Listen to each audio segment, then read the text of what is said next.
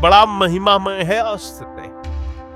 अभी परसों ही शायद एक भगत जी हैं, वो कह रहे थे रात्रि के दर्शन और उत्सव मना करके जा रहे थे और अचानक नींद आ गई। पूरी रात उनको लगा, अचानक नींद आ गई तो पार्श्व में बैठे हुए जनों ने सावधान किया, तो फिर गाड़ी से उतरे, मुख धोया। फिर ऐसा हुआ कि 15-20 मिनट सत्य कहते हैं, वो कह देते हैं हम धाम में खड़े, एक शब्द भी झूठ नहीं बोले, मुझे होश ही नहीं रहा और मेरी गाड़ी कैसे चलती रही। 15-20 मिनट बाद जब चेतना आई तो घबरा गए कि गाड़ी कौन चला रहा था।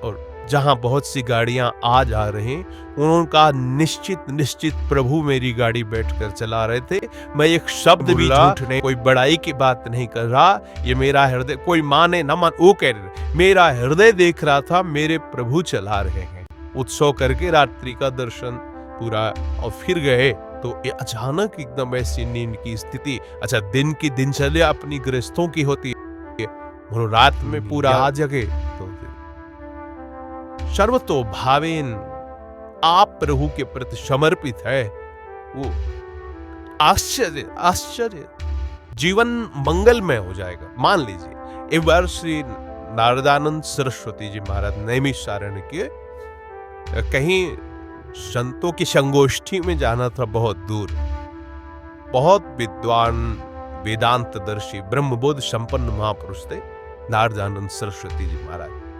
रास्ते में गाड़ी खराब हो गई, जहां कई किलोमीटरों तक कोई नगर नहीं, कोई है।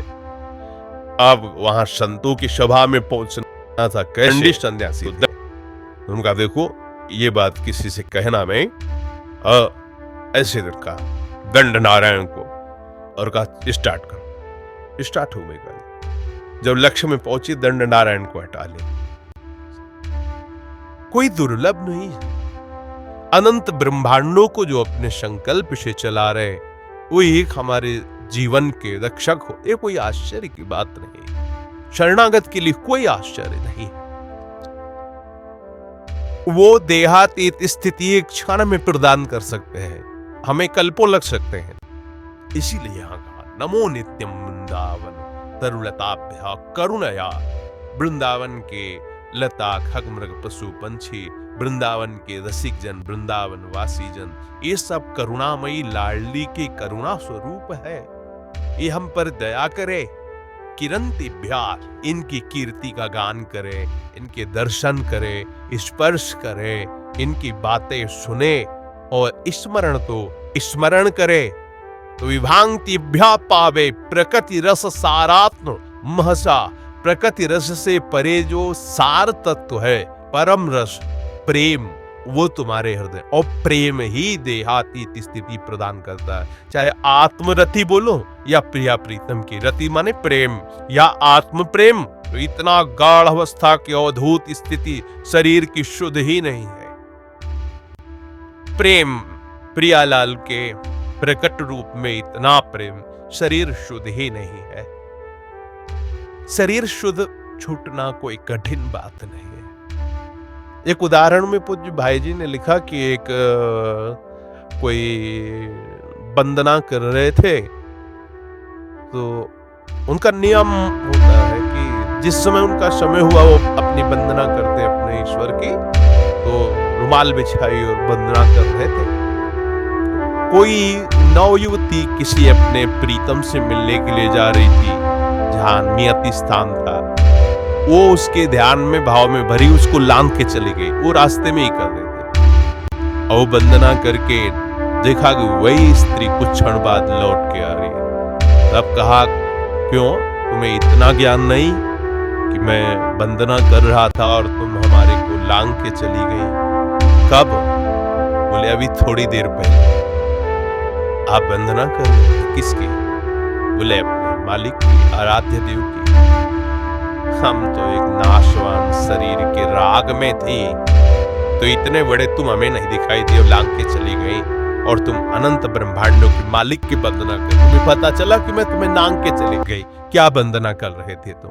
हम तो एक नासवान शरीर में आसक्त थी, उससे मिलने गई थी, तो तेरी शुद्ध नहीं रही, तेरे को नांग के चली गई, मुझे पता नहीं। लेकिन तू परम आराध्य देव की, परम प्रभु की आराधना कर रहा, तुझे पता चला मैं लांग के चली। का तेरी एकाग्रता थी, का तेरे को प्रेम है, ये बात।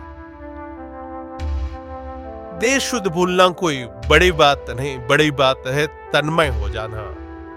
हमारा राग एक जगह एकत्रित हो जाए, गलत जगह एकत्रित होगा, विनाशी जगह में एकत्रित होगा, तो परिणाम में गलत और विनाशी हाथ लगेगा।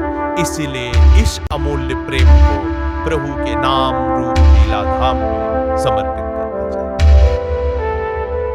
ये महिमा धाम की कृपा से प्रकट होती है। देहात की अवस्था देखा, बड़ा महिमामय है अस्त्र। अभी परसों ही शायद एक भगत जी हैं, वो कह रहे थे रात्रि के दर्शन और उत्सव मना करके जा रहे थे,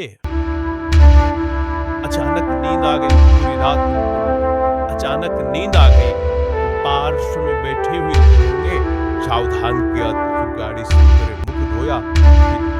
फिर ऐसा हुआ कि 15-20 मिनट सत्य कहते हैं, वो कह देते हैं, हम धाम में खड़े, एक शब्द भी झूठ नहीं बोले, मुझे होश ही नहीं रहा, और मेरी गाड़ी कैसे चलती रही।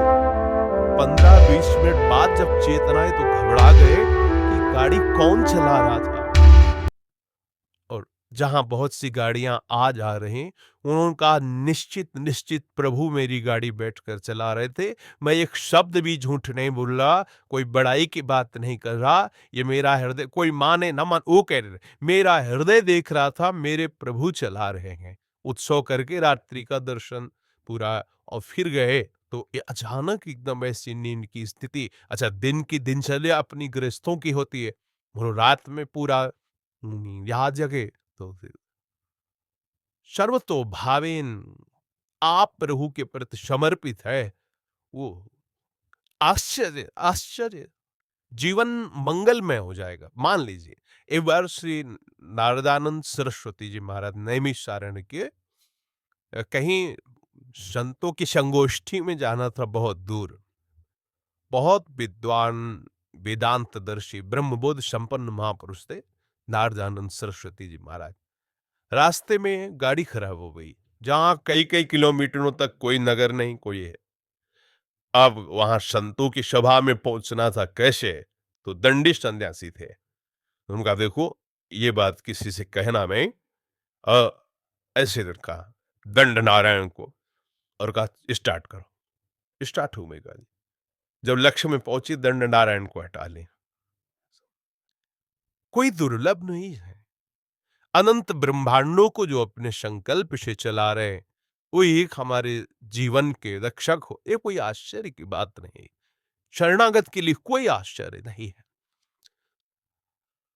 वो देहातीत स्थिति एक क्षण में प्रदान कर सकते हैं, हमें कल्पों लग सकते हैं। इसीलिए यहां कहा नमो नित्यम वृंदावन तरुलताभ्या करुणया। वृंदावन के लता खग मृग पशु पंछी, वृंदावन के रसिक जन, वृंदावन वासी जन, ये सब करुणामयी लाडली के करुणा स्वरूप है।